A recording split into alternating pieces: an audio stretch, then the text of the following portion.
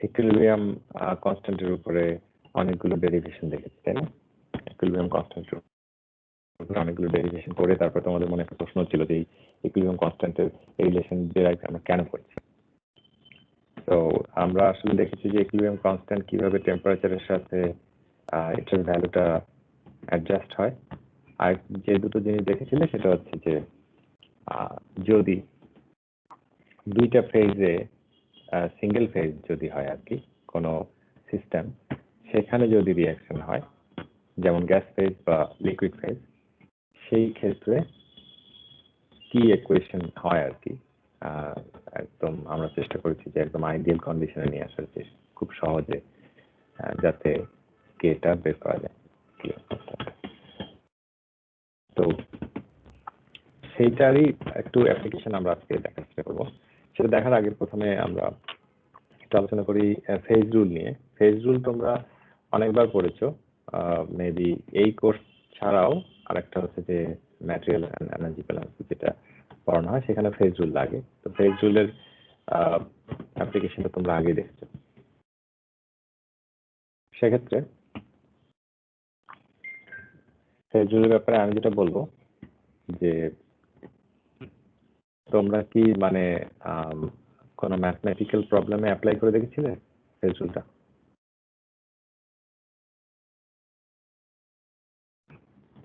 Material energy balance sir just phase রুলেরই কিছু math ছিল আর কি, এটা ডিটারমাইন করা। আচ্ছা, তাহলে সেক্ষেত্রে ইয়ে বলতে পারবা যে আসলে ফেজ রুল দিয়ে ইয়ে কি হচ্ছে, মানে আসলে আমরা বেসটা কি করছে? স্যার ওই সিস্টেমটা ডিটারমাইন করতে অ্যাট লিস্ট ফেজ রুলের সমান ইন্টেন্সিভ ভেরিয়েবল গুলা হচ্ছে ডিটারমাইন থাকতে হবে।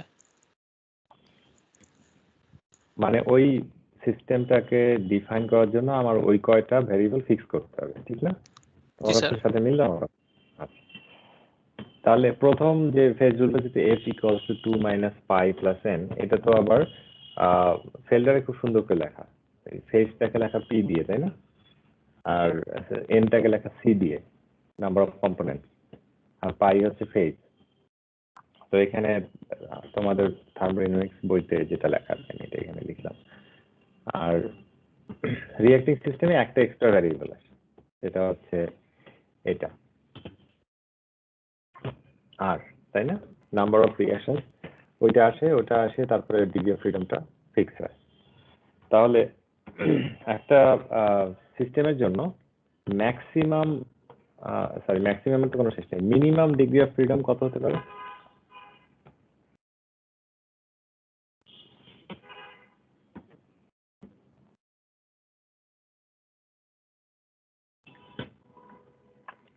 মিনিমাম কত হতে পারে? তোমরা কখনো এটা দেখেছো কিনা তোমাদের কোনো বইতে বা কোথাও নিজেরা চেষ্টা করে দেখেছি না?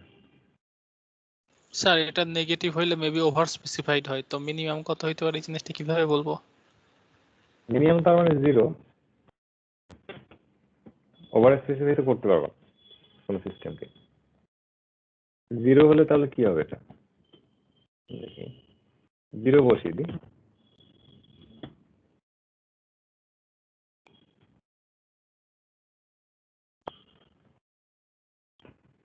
তাহলে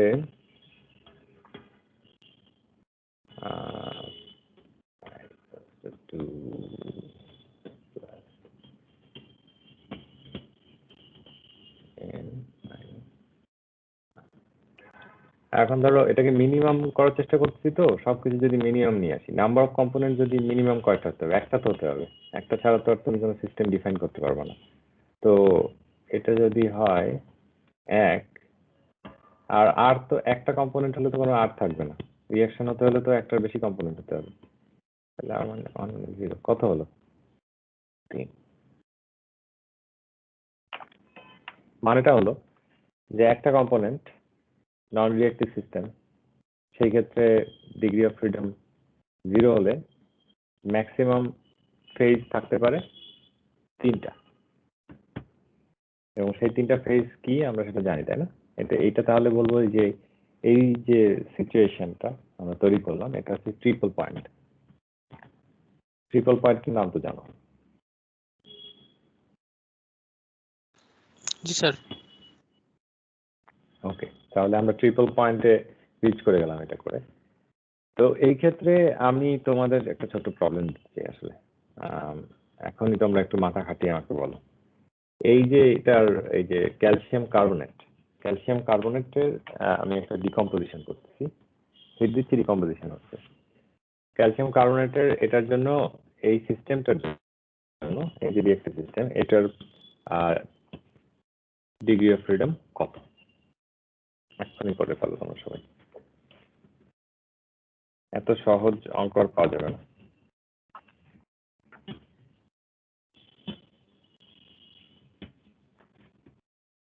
এটা তো লেখা লাগবে না, লেখা লাগবে, এমনি করে ফেলতে পারবো না মাথার ভিতরে। কত ডিগ্রি অফ ফ্রিডম? স্যার 2 বলো স্যার 2 আসে। কত আসে? 2 কত স্যার বলো? 2 স্যার আসে, তাই তো? স্যার আমি লিখবো, তোমরা বলো। তাহলে 2 যে বেরোলো এটা একটু করি আমরা। তাহলে 2 minus 5 plus n minus r, তাই তো? এরকম না? তাহলে 2 মাইনাস 5 বলো কত? স্যার 2 পাই 2 তোমার কথাটা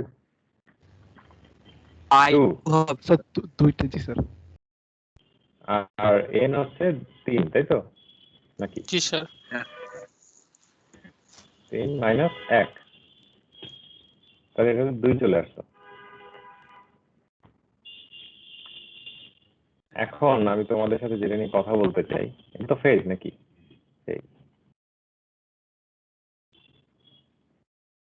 এখানে আসলে 3টা ফেজ।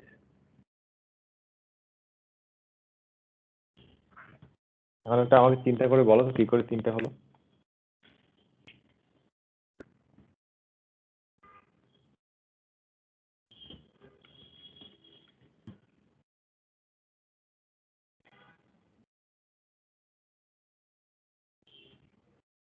সলিড লিকুইড আর গ্যাস তিনটা ফেজ এর জন্য নাকি?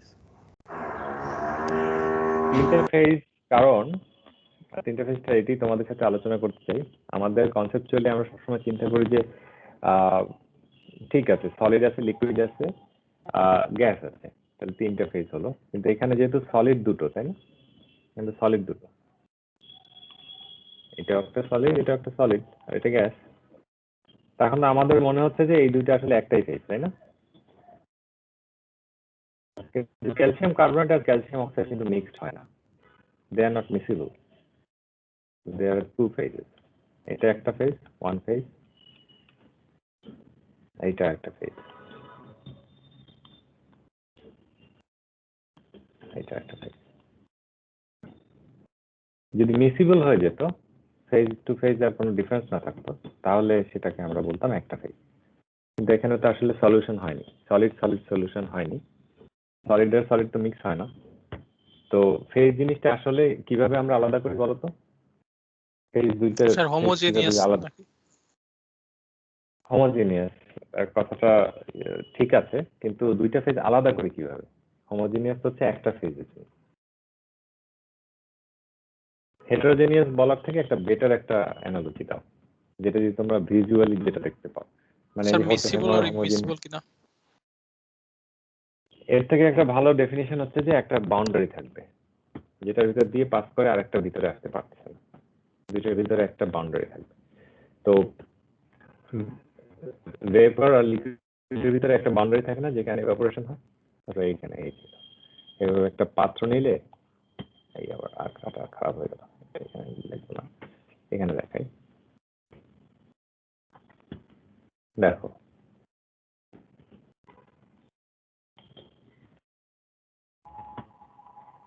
দেখতে পাচ্ছ, নিচে লিকুইড উপরে গ্যাস, তাই তো, বা ভেপার যেটা বলি। এখন এখানে এইটাই হচ্ছে আমার বাউন্ডারি, এই বাউন্ডারিটা আমার থাকতে হবে, দুটো ফেজ হতে হয়। তাহলে মনে করো ক্যালসিয়াম কার্বনেটের পার্টিকেল গুলো এরকম, ক্যালসিয়াম অক্সাইডের পার্টিকেল গুলো এরকম, এই দুটোর ভিতরে একটা বাউন্ডারি আছে। এই যে এখানে এই যে বাউন্ডারিটা, এর কারণে একটা আরেকটার ভিতরে ঢুকতে পারছে না। তো তার মানে এটা হচ্ছে দুটো আলাদা ফেজ। এটা মাথায় রেখো। এইটা এক্সাম্পলটা দেওয়া এই কারণে যে এখানে একটু গোলমাল লেগে যায় মাথায় অনেক সময়। বলো, প্রশ্ন করেছো তো? তাহলে স্যার কি যদি লিকুইডের মানে দুইটা লিকুইড কম্পোনেন্ট আমরা চিন্তা করি, তেল এবং পানি, তাদের ক্ষেত্রে কি স্যার তাহলে দুইটা ফেজ কাউন্ট হবে? কারণ স্যার তেল এবং পানি তো হ্যাঁ। স্যার মিক্স হয় না। যদি মিক্স না হয়, যদি মাঝখানে একটা অবশ্যই দুটো আলাদা ফেজ। এই যে তোমাদের সহজেই তো আইডেন্টিফাই করে দিলাম যে যেখানে একটা বাউন্ডারি আছে। তো এরকম হয় না, লিকুইড লিকুইড সেপারেশন করছো না তোমরা ওই যে কেমিস্ট্রিতে? এই যে একটা হচ্ছে উপরে একটা ফেজ থাকে, লিকুইডের নিচে একটা ফেজ থাকে, এখান থেকে আলাদা করতে হয়। এখানে স্টপ থাকে এরকম। ওই যে ম্যাস ট্রান্সফার, মানে ম্যাস ট্রান্সফারও তো ছিল বোধহয়। ম্যাস ট্রান্সফার তো অবশ্য তোমাদের এখন এটা উপরটা ধরো একটা লিকুইড, নিচেটা আরেকটা লিকুইড, ঠিক আছে না? কিন্তু মাঝখানে একটা লেয়ার দেখা যায়, তো এরকম একটা লাইনের মতো দেখা যায়। তো এই যে লাইনটা দেখা যাচ্ছে, এটার কারণে দুইটা ফেজ হয়ে গেল। তো এই জিনিসটা মাথায় রেখে কিন্তু তোমাদের ফেজ রুলটা নিয়ে কাজ করতে হবে। ফেজ রুলটা যদি মনে হয় খুব সিম্পল, খুব বেশি একটা কমপ্লিকেটেড কিছু না, কিন্তু এই জিনিসগুলো তোমরা আগে কল্পনা করে নিতে হবে মাথার ভিতরে আসলে কিভাবে জিনিসটা আসছে। আসলে সায়েন্সের অনেক কিছুই হচ্ছে ইমাজিনেশন। ইমাজিনেশন পাওয়ার যদি না থাকতো, মানুষ তাহলে একটা আগাতো না। তো ওখান থেকে আসছে যে থিওরি আসছে, সেগুলো এভাবে ডিরাইভ করা। তো তুমি যদি চিন্তা না করতে পারো যে আসলে কোনটা কিভাবে আসছে, শুধু ম্যাথমেটিক্যালি বা শুধু মুখস্থ করে বোঝা কিন্তু খুব মুশকিল। অলরাইট, আমার মনে হয় যে তোমাদের কনসেপ্ট এখন clear. You can move on. Phase রুলের কথা এই জন্য বলা যে যখন মাল্টি ফেজ সিস্টেম নিয়ে কাজ করতেছো, তখন ফেজ রুলের প্রয়োজন অনেক সময় আসে। তখন তোমাদের একদম মানে বোঝার জন্য যে কোন কয়টা ভ্যারিয়েবল ফিক্স করতে হবে, সেটা বোঝার জন্য তোমাদের জানতে হবে। অলরাইট, তাহলে এইটা আমি লিখে দিলাম, নট এক্স্যাক্টলি কারেক্ট হচ্ছে এইটা। ওকে, তো ফেজ রুলের ব্যাপারটা আমরা সবাই বুঝে গেলাম। Next we move on to, আচ্ছা এটা আবার এটার ভিতরে লেখাই ছিল। এবার আমরা আবার রিএক্টি সিস্টেমে ফেরত আসি, যেখানে আমরা একটু কাজ করবো হচ্ছে সিঙ্গেল ফেজ রিঅ্যাকশন। এই যে তোমরা গত কয়েকদিন ধরে যে ডেরিভেশনগুলো দেখে তোমাদের মনে হচ্ছিল যেগুলো দিয়ে কি হবে সেটা দেখান কি। এখন আমি যদি তোমাদের এটা দেখাই, আগে একটা জিনিস করবে, যেহেতু গ্যাস ফেজ, দেখতেই পাচ্ছ gas phase, carbon monoxide, water in gas phase reacts to produce carbon dioxide and hydrogen. তাই যদি হয় তাহলে তো আমার সেই যে একটা এই যে এরকম একটা রিলেশন, তাই না? দেখি মনে পড়তেছে একটু একটু। P/P0, আমি তো এটা ভুলে গেছি, দেখো তোমরা বলতে পারো ভালো। এই যেটা এটা ঠিক আছে না এই রিলেশনটা গ্যাস জি স্যার, ফেজের ঠিক জন্য? আছে। তাহলে দেখো এই P/P0 টা ডিপেন্ড করবে হচ্ছে তুমি কি ধরনের প্রেসার ঠিক করতেছো। এটাকে আমরা তো 1 করে দিতে পারি না টাইম টু টাইম। তো 1 হয়ে গেলে then it becomes like this equals to K। আচ্ছা, একটা জিনিস আমাকে বলো, কারণ এটা দেখতে খুব খারাপ লাগে যে পাই দিয়ে যখন লিখি যে pi I Y I to the power Y, জিনিসটা আসলে জিনিসটা কি এরকম? এখানে একটু খেয়াল করো, এখানে নিউ সিও কত? -1, তাই না? New H2O -1, new CO2 +1, hydrogen +1। তাহলে এই জিনিসগুলো যদি আমি এখানে ঠিক বসিয়ে দেই তাহলে কি আসবে?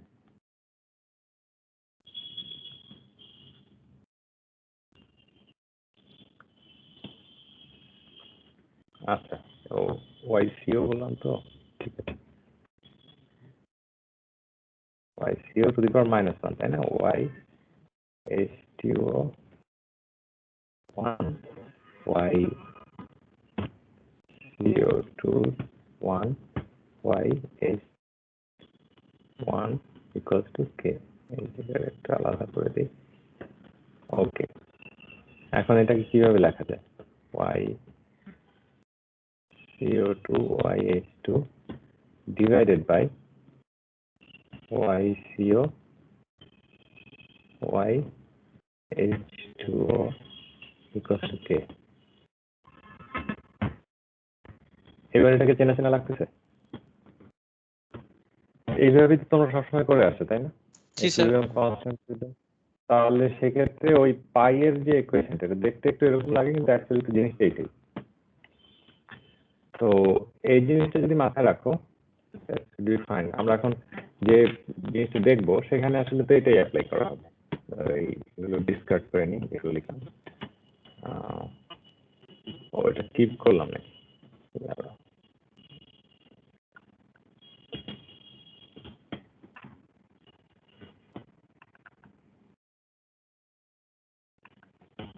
Right, I want to clean slate.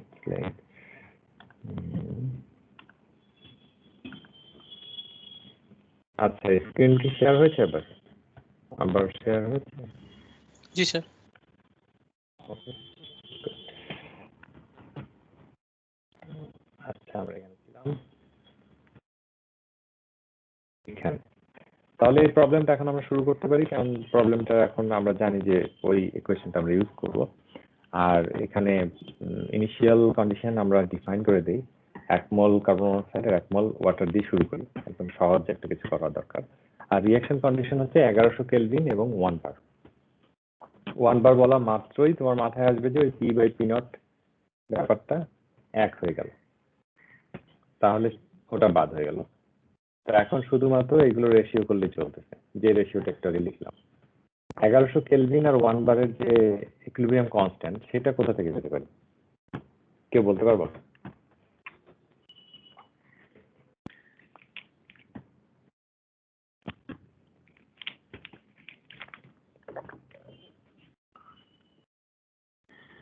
কেউ বলতে পারবে না? তোমাদের বইতে এই চার্টটা আছে, একটা চার্ট আছে, তোমাদের দেখাচ্ছিলাম আগের লেকচারে, যে একটা চার্ট আছে ln k versus inverse of t, মানে 1/t। তো ওইটার যে গ্রাফটা আছে ওখানে কতগুলো স্ট্রেট লাইন ছিল, তোমাদের জিজ্ঞেস করেছিলাম যে এগুলো কার্ভ হওয়ার কথা, এগুলো কার্ভ হলো না কেন, সব স্ট্রেট লাইন কেন? ঠিক ওই গ্রাফটা থেকে বের করে নিতে পারবো 1100 কেলভিনের জন্য কত কি বলে জানো, কে এর ভ্যালু কত, ওগুলো সবগুলো 1 বার একটু করো। তো তাহলে ওখান থেকে কে পেয়ে গেল। এখন আরেকটা জিনিস করতে হবে, প্রথমে তোমার যেটা করতে হবে, এগুলো সবগুলো এক্সটেন্ট অফ রিঅ্যাকশন নিয়ে নেওয়া ভালো, কারণ হচ্ছে এক্সটেন্ট অফ রিঅ্যাকশনে গেলে তোমার সবকিছু একটা ভ্যারিয়েবলে চলে আসলো, অনেকগুলো ওয়াই নিয়ে ডিল করতে হবে না তোমার। YCO YH2 এগুলো সবগুলোকে ভেঙে যেটা করতে হবে হচ্ছে এরকম, YCO YH2 দেখতে পাচ্ছ, সেটা কারণ হচ্ছে ইনিশিয়াল যে টোটাল মলস হচ্ছে 1 + 1 হচ্ছে 2, তো 2 দিয়ে আমরা ভাগ করে দিতে পারছি, তাই না? 1 - ε/ 2। এখন বলতো YH2 সমান কত হবে?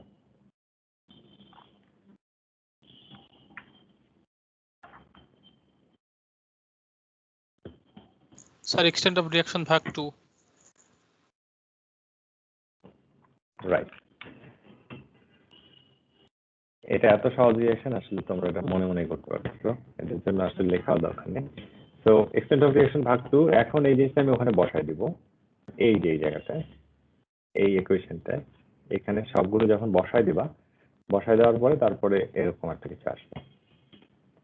আর একটা মজার জিনিস হচ্ছে যে এই যখন কে এর ভ্যালুটা খুঁজতে যাবা, দেখবে যে 1100 কেলভিনে ওই 1 বারে এই কে এর ভ্যালু হচ্ছে 1। তো কে এর ভ্যালু যদি 1 হয় তাহলে তো আরো ইজি হয়ে গেল। এখন ইকুয়েশনটা সলভ করো, পাওয়া যাবে তো নাকি? খুবই সিম্পল ইকুয়েশন, এপসিলনের ভ্যালু বের হয়ে আসবে। তার মানে তুমি এখন জানো যে কতটা কনভার্সন হচ্ছে ইকুইলিব্রিয়াম কনস্ট্যান্ট ইউজ করে। এটা হয়তো তোমরা অলরেডি করেছো, কিন্তু আমরা স্লোলি আস্তে আস্তে আর একটু বেশি কিছু করার চেষ্টা করব।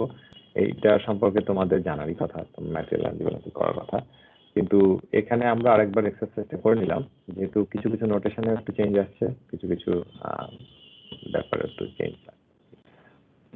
আচ্ছা, এবার বলো, যদি এই সিস্টেমের প্রেসার যদি 0 হয় তাহলে কি হবে?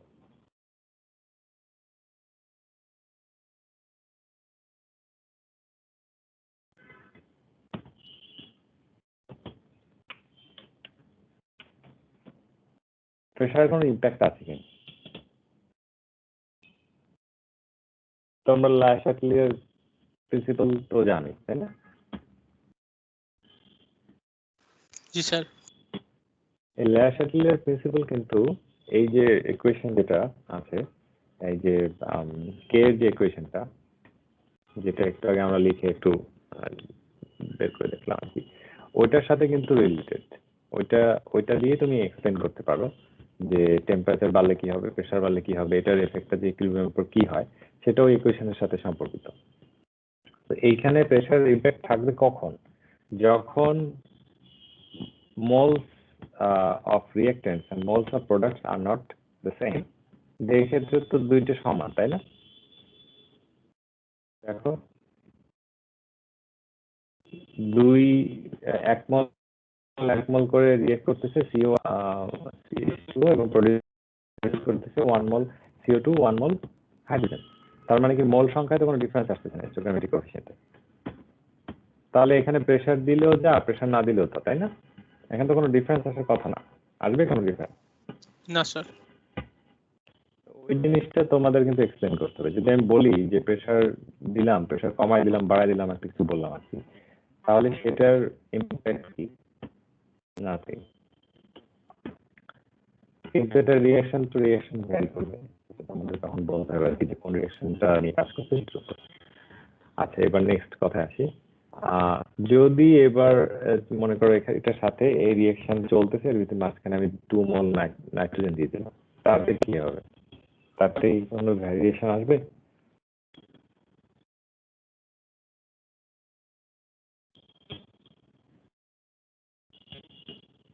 মানে রিঅ্যাকটেন্ট তো আছেই, তার সাথে আমি 2 মোল নাইট্রোজেন ইন্ট্রোডিউস করলাম।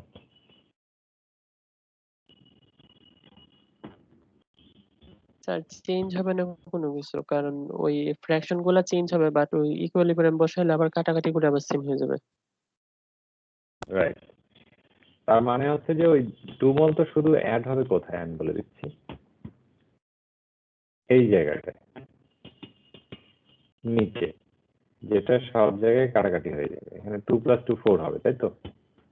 সেই কারণে এটা আসলে কোনো ভ্যালু নেই। তো আমি নাইট্রোজেন দিলাম, হিলিয়াম দিলাম, যারা রিঅ্যাকশনে অংশগ্রহণ করছে না, ওদের আসলে কিছু ইম্প্যাক্ট থাকবে। এইবার যদি আমরা করি ইনিশিয়াল মল গুলো যদি চেঞ্জ করে দিই, ইনিশিয়াল মল তো 1 মল ছিল, 1 মল 1 মল 2 মল, সেটা একটু চেঞ্জ করে দিলে কি হবে? আমার কনভার্সনে একটা চেঞ্জ আসবে। স্বাভাবিকভাবে যেটুকু অ্যাডিশনাল তুমি মল দিচ্ছ সেইটাকে অ্যাডজাস্ট করার জন্য ইকুইলিব্রিয়ামে অ্যাডিশনাল কনভার্সন দিতে হবে। তো এইরকম কিছু ছোটখাটো চেঞ্জ দেখা যাচ্ছে, এটা আমরা এফেক্ট গুলো স্টাডি করলাম যে কিছু কিছু প্যারামিটার চেঞ্জ হয়ে গেলে কি হয়, কিছু কিছু এফেক্ট আছে, কিছু কিছু নাই। আর এটা তো গেল তোমার সিঙ্গেল ফেজ রিঅ্যাকশনের গ্যাস ফেজটা আমি তোমাদের দেখালাম, আর লিকুইড ফেজেরও এক্সাম্পল আছে তোমাদের বইতে, সেগুলো তোমাদের দেখে নিতে হবে। সেখানেও এগুলো আসলে কোনোটাই বেশি কঠিন না। এটা ওখানে লিকুইড ফেজের আমরা যে ডেরিভেশনটা করেছিলাম, ওই যে এরকম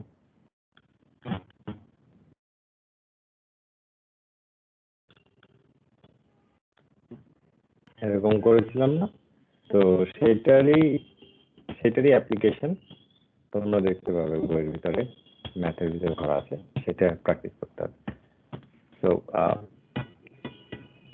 সেটা তোমাদের জন্য কাজ থাকলো, অবশ্যই তোমাদের তো পড়তে হবেই, বই পড়তে হবে। তো সেই সাথে আমি বলবো যে এক্সাম্পল গুলো সবগুলোই ট্রাই করতে হবে, সেগুলো মিস করা যাবে না।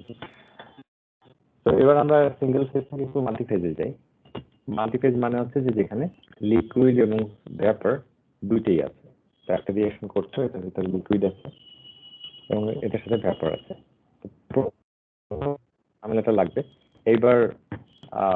ঝামেলাটা যেটা লাগবে সেটা হচ্ছে যে এই দুটোর ভিতরে দুইভাবে কাজ করে। তো এখন দুইটার সাথে একটার সাথে আরেকটা রিলেশনটা কি, এইটা তো আমার মাথায় রাখতে হবে, যেহেতু দুইটা ফেজ নিয়ে ডিল করতে হবে। তো রিলেশনটা আমরা সবসময় যেটা বলে নিই, ঠিক আছে রিঅ্যাকশন তো ইকুইলিব্রিয়ামে আছেই, এদেরকেও যদি ইকুইলিব্রিয়ামে পাঠিয়ে দেওয়া যায়, বলা যায় যে আচ্ছা এরা ইকুইলিব্রিয়ামে আছে, তাহলে আমাদের জন্য একটু সুবিধা। যেমন ধরো লিকুইডের যে ভ্যাপর ফেজটা আসবে সেটার সাথে যদি ইকুইলিব্রিয়ামে আসতে হয় তাহলে সেটা কি হতে হবে, স্যাচুরেটেড হতে হবে, তাই না? তো স্যাচুরেটেড যদি ধরে নেওয়া যায় তাহলে এখানে আমরা একটা রিলেশন অ্যাডিশনাল পাবো, তখন এটাকে সলভ করাটা একটু ইজি হয়।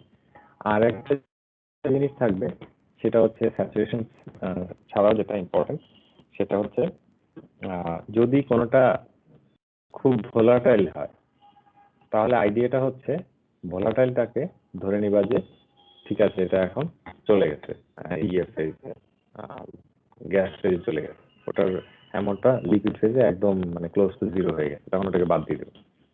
তো এইভাবে করে কিছু কিছু কন্ডিশনকে অপটিমাইজ করা যায় যে ঠিক আছে আমরা এটাকে নিয়ে ডিল করবো, তো এটা এইভাবে করে কাজ করে এটাকে ইজি করে ফেললাম। যেমন এইরকম একটা সিস্টেম আমরা চিন্তা করছি। এখন আমাদের এখানে এখন ফুগাসিটির কথা আনতেই হবে। ফুগাসিটিকে আগে যেরকম সিম্পলিফাই করে ফেলা গেছিল সিঙ্গেল ফেজে, সেটা এখানে করা যাচ্ছে না, কারণ দুটো ফেজ নিয়ে ডিল করছো। প্রথমে ইনিশিয়াল যেভাবে FIL আর FIV নিয়ে কাজ করতে হয় এক্স্যাক্টলি ওভাবে শুরু করতে হবে। শুরু করার পরে তুমি সিম্পলিফিকেশন অ্যাপ্লাই করতে পারবে তোমার সিস্টেম ওয়াইজ। তো ওইটা ওয়াইজ যদি বসায় দিই, মনে করো এরকম একটা রিঅ্যাকশন আছে, এখানে 1 2 3 তিনটা কম্পোনেন্ট নিয়ে কাজ করছো রিঅ্যাকশনে। তা এখন এরকম ক্ষেত্রে যেটা হতে পারে যে 1 আর 3 হচ্ছে লিকুইড, 2 হচ্ছে ভ্যাপর তোমার রিঅ্যাকশনে। তাহলে এবার এটাকে নিয়ে কিভাবে কাজ করবা? আইডিয়া হচ্ছে যে যেটা আমি বললাম স্যাচুরেশন অ্যাসিউম করতে পারো, আর এটার পরে তুমি স্যাচুরেশন কন্ডিশনে অ্যাসিউম করে এটাকে লিংক করতে পারবো ভ্যাপরের মোল ফ্র্যাকশনের সাথে, কারণ তোমার তো মোল ফ্র্যাকশন নিয়ে ডিল করতে হবে যখন এই রেশিওটা করতেছো। আর ভোলাটাইলের কথাটা আমি বললাম। আর এই কন্ডিশনে তুমি যেটা করতে পারো, equilibrium between vapour and liquid could be assumed. মানেটা কি? মানেটা হচ্ছে যে এখানে তুমি অ্যাজাম্পশনে নিতে পারো FIL ইকুয়ালস টু FIV, এটা নিউ হয়ে গেল, তো সি হবে ভি। হ্যাঁ, FIL FIV মানে লিকুইড আর ভ্যাপর ফ্লুইডিটি সমান। এইটা অ্যাসিউম করে নিতে পারলেও তোমার কাজ অনেক ইজি হয়ে যাবে।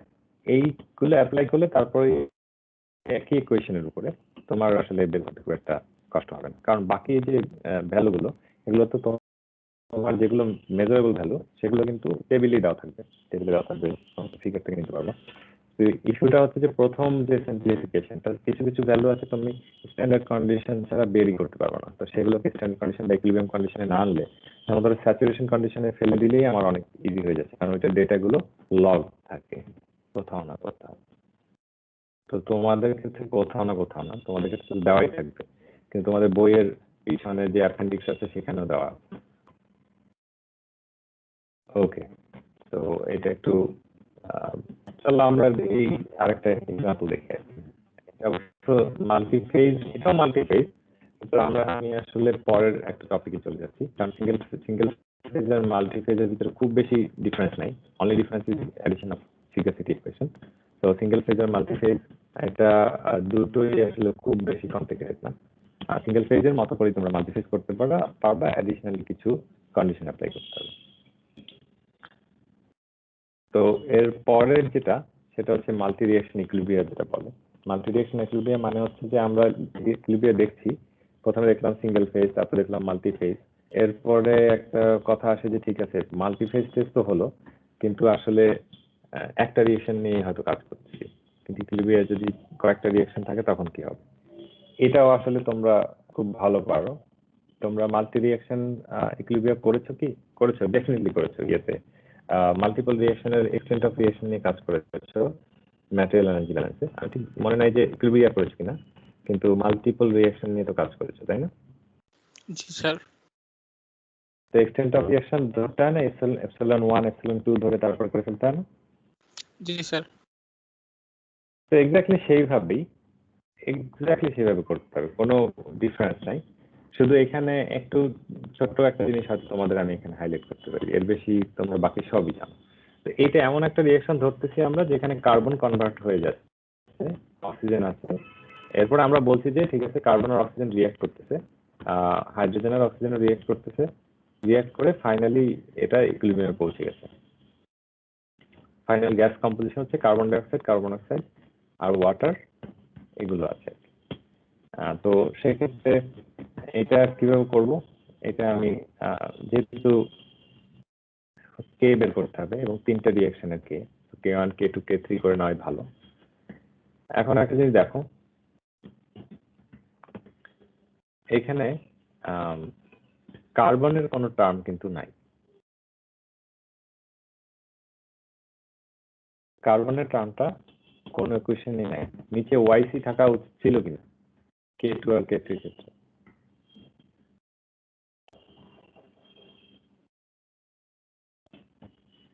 দেখতে পাচ্ছ তো কার্বন যে নাই এখানে, কার্বনের জন্য যে YC এই জিনিসটা এখানে কিন্তু নাই, এই যে এখানে এখানে মিসিং।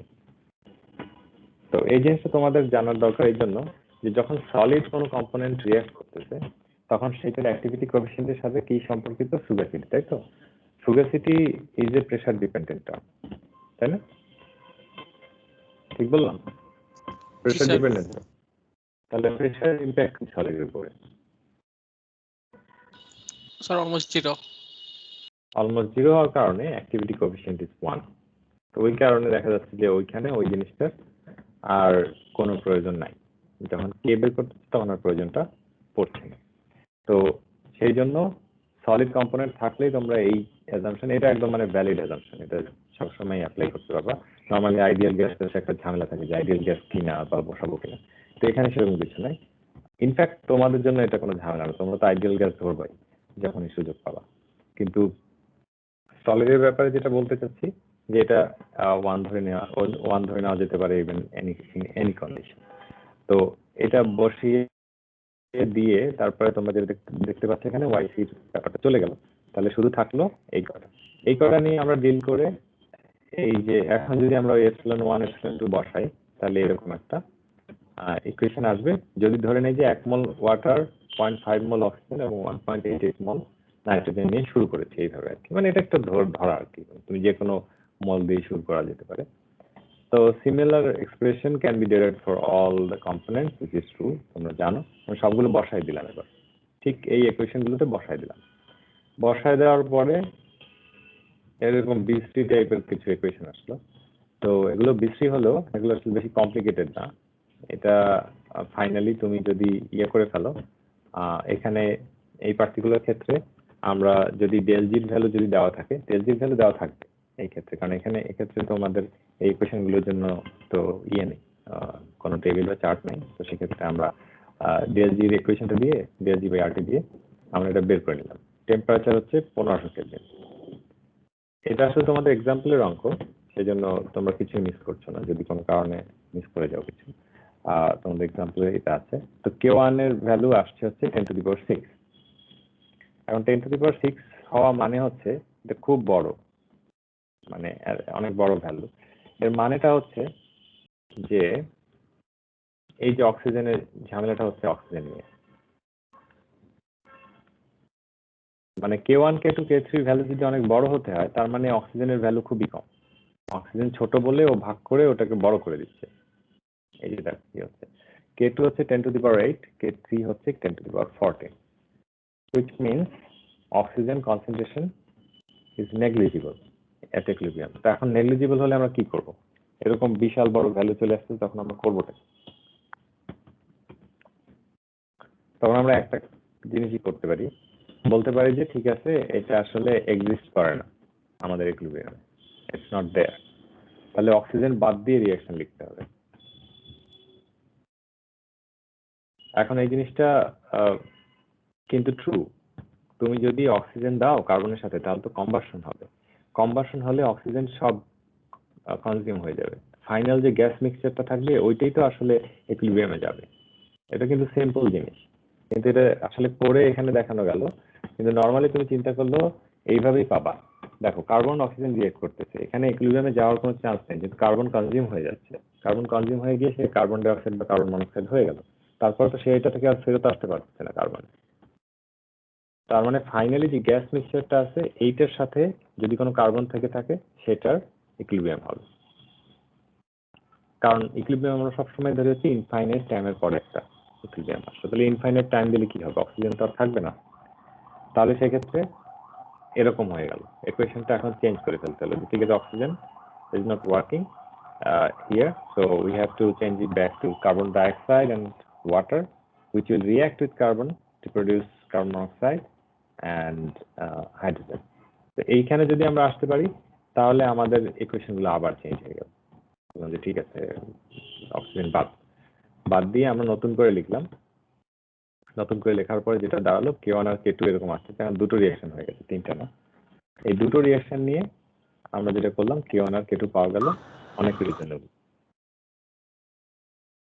K1 আর K2 কিন্তু এখন মনে হচ্ছে যে ইকুইলিব্রিয়ামে আসবে, কারণ ভ্যালুটা অনেকটা রিয়েলিস্টিক। তো এইটা হচ্ছে K1 K2 দিয়ে বলতে বোঝাচ্ছি ইকুইলিব্রিয়াম কনস্ট্যান্ট দিয়ে মাল্টি রিঅ্যাকশন ইকুইলিব্রিয়াম সলভ করার টেকনিক। এটা একটা স্পেশাল কেস। নরমালি একদম সিম্পল কেস হতে পারে যেখানে তোমাদের কিছু চিন্তা করতে হবে না, জাস্ট K1 আর K2 বের করলেই চলবে, শেষ। এক্সটেন্ট অফ রিঅ্যাকশন বের করো, অঙ্ক শেষ। কিন্তু এটা একটু স্পেশাল কেস যেখানে আসলে তোমাদের হঠাৎ প্রবলেমটা মাঝখানে গিয়ে চেঞ্জ করতে হলো স্ট্র্যাটেজি। সো এটা আমি বলবো লিটল বিট কমপ্লিকেটেড। যদি অন্যভাবে চিন্তা করলে এটা কমপ্লিকেটেড না, যদি তোমরা প্রথম থেকে চিন্তা করে বুঝে ফেলো তাহলে এটা করতে হবে না, যে এটা তো আসলে ইকুইলিব্রিয়ামে এটা এক্সিস্ট করবে না। তো সেটা যদি আগে বুঝে ফেলতে পারো তাহলে তো আরো ভালো। তো ঠিক আছে, এটা হচ্ছে মাল্টি রিঅ্যাকশন ইকুইলিব্রিয়াম কনস্ট্যান্ট দিয়ে সলভ করার টেকনিক। আর এই টপিকটা আমরা আসলে আমি একটু শুরু করে রাখি, এটা নেক্সট দিন আমরা শুরু করবো আর কি। এটা হচ্ছে মাল্টি রিঅ্যাকশন ইকুইলিব্রিয়ামে আমরা আছি, কিন্তু এটার ভিতরে আমরা তো দেখলাম যে আসলে কিভাবে ইকুইলিব্রিয়াম কনস্ট্যান্ট দিয়ে প্রত্যেকটা রিঅ্যাকশন জন্য আলাদা আলাদা equilibrium constant K1 K2 K3 দিয়ে কিভাবে বের করতে হয়। কিন্তু যদি আমরা এরকম একটা টেকনিক পাই যেটা খুব জেনারিক, যেটা দিয়ে আমরা ইনফাইনাইট নাম্বার অফ রিঅ্যাকশনসকে ইকুইলিব্রিয়ামে আছে কিনা এবং সেটার মাধ্যমে যে ফাইনাল কম্পোজিশন কি হবে, আমার মানে কনভার্সন কি হবে, সেটা যদি বের করতে চাই তাহলে আসলে আমাকে গিভস ফ্রি দিয়ে মিনিমাইজেশন করতে পারলে সবচেয়ে ভালো। যেমন ধরো আমরা যদি বলতে পারি যে এখানে নাম্বার অফ কম্পোনেন্টস এতগুলো আছে, প্রত্যেকটা গিভস ফ্রি এনার্জি নিয়ে এটাকে যদি ওভারঅল সিস্টেমের জন্য মিনিমাইজ করতে পারি তাহলে তো আমি জেনে যাবো এদের ফাইনাল কম্পোজিশন কত। এরকম হতে পারে যে আমি কার্বন মনোক্সাইড আর ওয়াটার নিয়ে শুরু করলাম, এরপর আমি জানি না যে আসলে কি অবস্থা হবে। এখন ধরো আমি জানি যে এখানে হবে কার্বন ডাইঅক্সাইড এবং হাইড্রোজেন হবে, কিন্তু আমি জানি না যে এদের ভিতরে রিঅ্যাকশনটা কি, আমার জানারই দরকার নেই। আমি যেটা করবো এই চারটা কম্পোনেন্টেরই গিভস ফ্রি এনার্জি নিয়ে সেটাকে মিনিমাইজ করে দেবো। ইনিশিয়াল মোলটা আমাকে জানতে হবে, সেটা তো আমরা জানবোই, কারণ তো আমরা যখন এরকম একটা সিস্টেমে দেবো আমরা তো জানবোই কত মোল দিয়েছি। তারপরে ফাইনালি কত মোল হলো সেটা আমরা জানি না। তো সেটা ধরো আমরা জানি না, কিন্তু আমরা বের করতে পারবো বাই মিনিমাইজিং দ্য গিভস free energy for all the components at the same time. যখন মিনিমাইজ হয়ে গেল তখনই তো ইকুইলিব্রিয়ামে পৌঁছে গেল। আর যদি কোনো রিঅ্যাকশন হওয়ার কথা থাকে তাহলে হবে, না হবে সেটা নিয়ে আমার চিন্তা করার দরকার নেই। আমি শুধু দেখবো যে ফাইনালি আসে কিনা। ধরো আমি যদি এটাকে 1 আর 2 মোল নিয়ে শুরু করি, এটা তো 0 নিয়ে শুরু করবো, তাই না? 0 নিয়ে শুরু করলেও ফাইনালি এখানে যদি কোনো মোলস আসে, ধরো 0.5 মোল আসলো, তাহলে তো আমি বুঝবো যে রিঅ্যাকশন হয়েছিল। আবার মিনিমাইজ করতে গিয়ে যদি দেখো যে না কোনো কিছুই আসলো না, সেটা একরকম। আবার এটা হতে পারে যে ইনিশিয়ালি আমরা যখন শুরু করলাম তখন এটা 10 মোল দিয়ে শুরু করলাম, এটা 10 মোল দিয়ে শুরু করলাম, এটা 2 মোল, এটা 1 মোল। তারপরে ফাইনালি এদের কম্পোজিশন কি হবে এই মিক্সচার, একটা টেম্পারেচার এবং প্রেসারে আমি বলে দিলাম। তারপরে ফাইনাল এটার মিক্সচারের যে কম্পোজিশনটা হবে সেটা যদি আমি বের করে ফেলতে পারি, তাহলে কিন্তু আমার আর এত রিঅ্যাকশন নিয়ে মাথা ব্যথা করতে হবে না। Then we can automate this.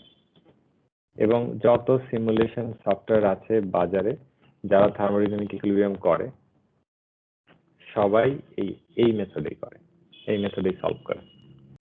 তারা কিন্তু ইকুইলিব্রিয়াম কনস্ট্যান্ট দিয়ে করে না। ইকুইলিব্রিয়াম কনস্ট্যান্ট দিয়ে করতে হলে তোমাকে নিজে ফিল দিতে হবে ইকুইলিব্রিয়াম কনস্ট্যান্ট। বাট অ্যাকচুয়ালি তুমি যদি ওকে ফ্রি এনার্জি মিনিমাইজেশন করতে বলো, সে করে দেবে এবং তোমাকে ফাইনাল কম্পোজিশন কিন্তু দিয়ে দেবে। তো এটা নিয়ে আমরা নেক্সট দিন আলোচনা করবো।